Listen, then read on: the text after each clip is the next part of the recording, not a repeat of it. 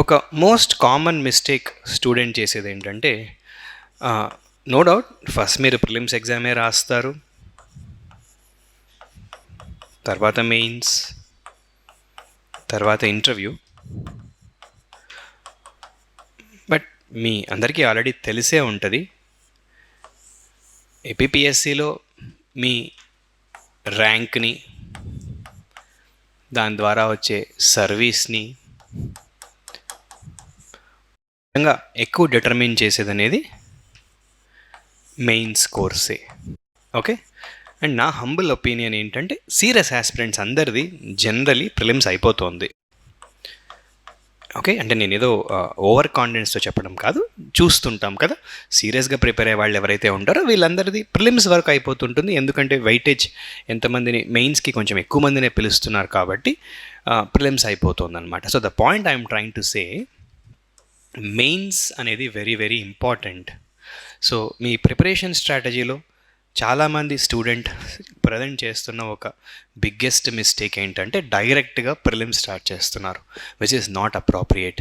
మనకున్న ఒక క్లారిటీ ఏంటంటే ఇప్పటిదాకా బయటికి వచ్చిన ఇన్ఫర్మేషన్ ఆగస్ట్ 15th రోజు నోటిఫికేషన్ వస్తుంది అని మనం అనుకుంటే most likely November 3rd week అలా 1st week to 3rd week అనుకుందాం. అంటే ఈ బయటికి అఫీషియల్గా ఏది రానప్పుడు let's not make any random predictions, but 1st to 3rd weekలో మనకి ప్రిలిమ్స్ ఉంటుంది అనుకుంటే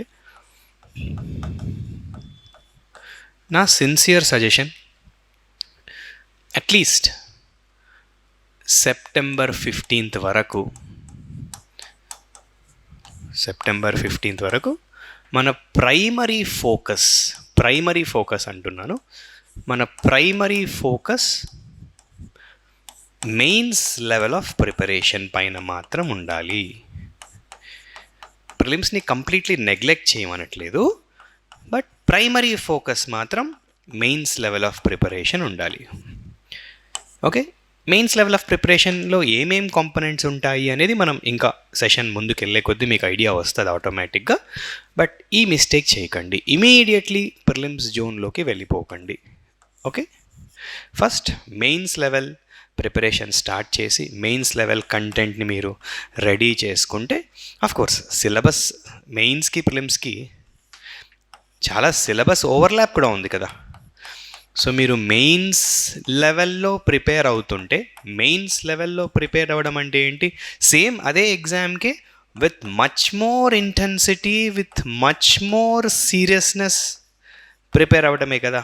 that too with answer writings. ఈ ఆన్సర్ రైటింగ్లో చాలా అనలిటికల్ డెప్త్ ఉంటుంది కదా. సో సేమ్ ప్రిపరేషన్ ఇంకొంచెం ఇంటెన్సిటీతో, ఇంకొంచెం సీరియస్నెస్తో ప్రిపేర్ అవ్వడం అనేది నేను నమ్ముతాను.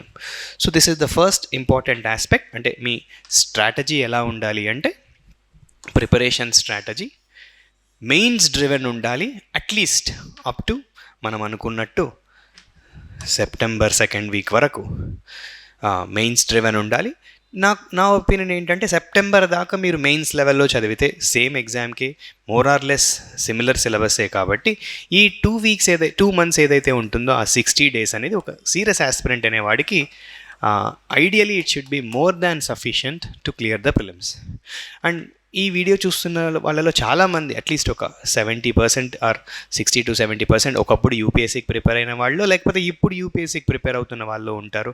అండ్ నిన్నటిదాకా మీరు ప్రిలిమ్స్ ఫోకస్లోనే ఉన్నారు, ఎస్పెషలీ ఈ ఇయర్ యూపీఎస్సీ ప్రిలిమ్స్ రాసుంటే. కాబట్టి I don't think clearing of APPSC prelims would be a big task for you.